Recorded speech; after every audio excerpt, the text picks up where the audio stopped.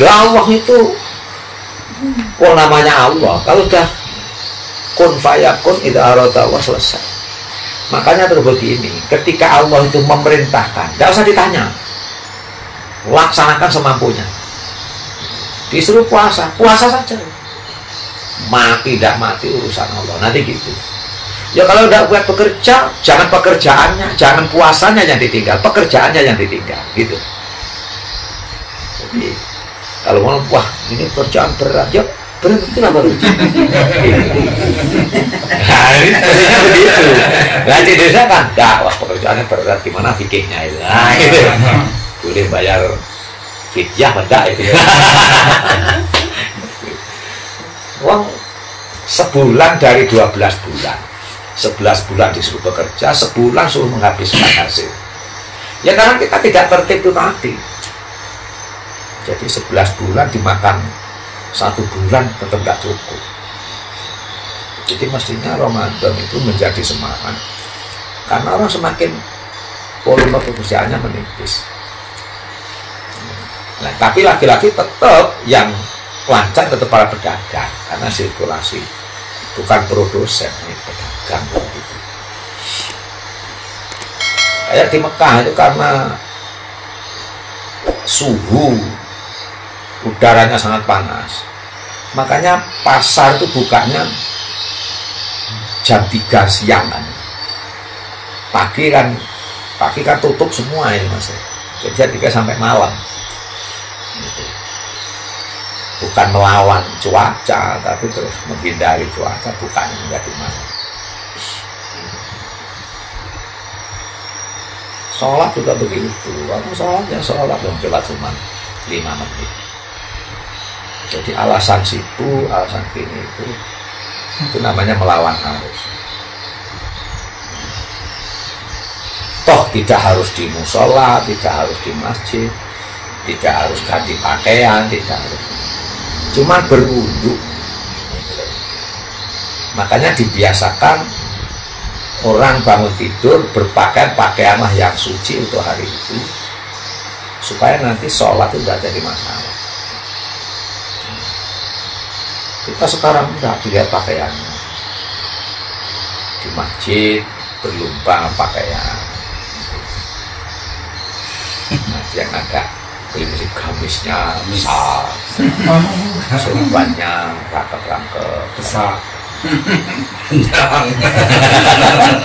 Ya berhenti di situ aja lah, selesai semuanya. Kepentingan bawanya taruh di sorban. Kepentingan bawa kaki panjang masjid jadi ributan. Kira kalau sudah ngurus masjid itu istimewa. Dia tidak merasa beban. Loh, kalau saya lebih senang nggak mau ngurus masjid, nah datang jamaah, selesai balik, jadi tidak ada. Ini kadang-kadang ya ada apa di situ? Alladzina fi qulubihim zaigun. Jadi karena dalam diri kita itu ada secercah harapan, ada keinginan-keinginan yang tersubur, maka kita menjadi berebut. Jadi ketua masjid. Ada keinginan terselubung.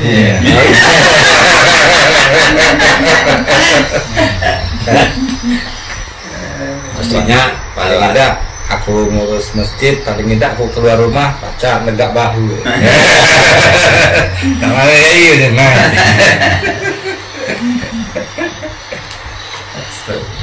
Mestinya mereka yaquluna amanna bi kullin min indi rabbina. Jadi mau jadi pengurus, jadi jamaah itu semuanya sama dari Allah Subhanahu wa taala. Sehingga pahalanya pun sama kalau cuma cari pahala.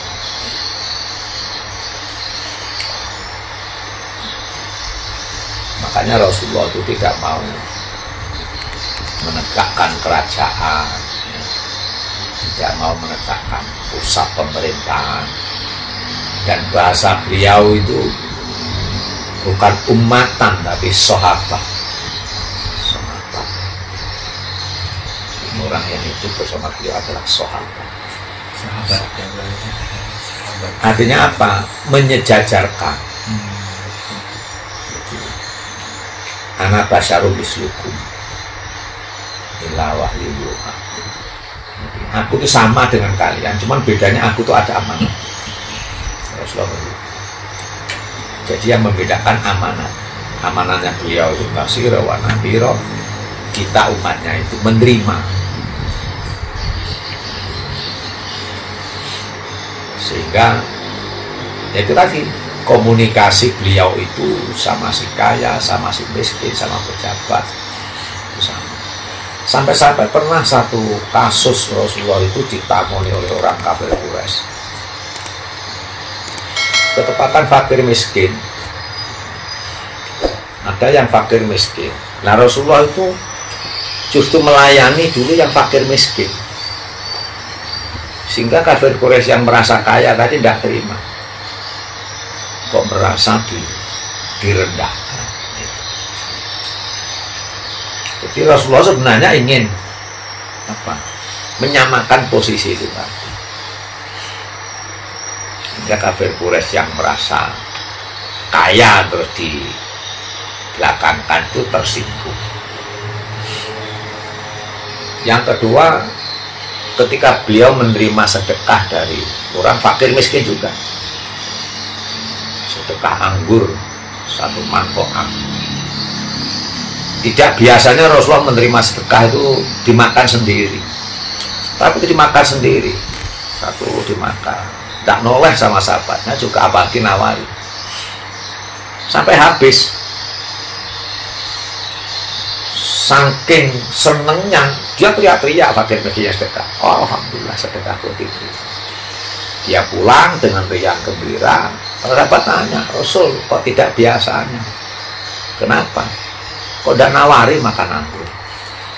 Cerita Rasulullah, anggur ini kalau saya tawari kamu makan, pasti kamu akan ngomong jujur bahwa anggur ini masem. Kamu tumpahkan, kamu makan, tersinggung kan yang bersedekah. Makanya saya makan sendiri, saya tahan-tahan, saya ngomong enak. Nah, ini nilai yang tersimpan dalam perilaku Rasulullah ini. Bagaimana beliau menghargai orang lain yang di mata orang lain tidak punya harga sama sekali.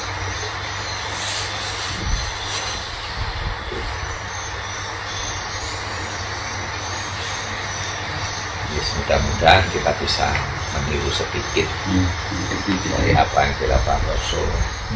Jangan meniru jenggotnya.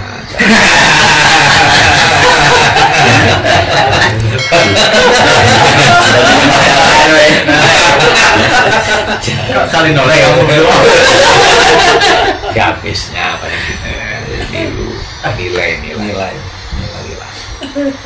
Kalau urusan pakaian nafsu, budaya, kesenangan apa, dan pantasnya bagaimana. Insya Allah lebih pas daripada niru terus orang itu jubah itu sunnah, kalau tidak jubah tidak sunnah, itu terlalu naif, terlalu mentah, itu akan syarat dengan konflik.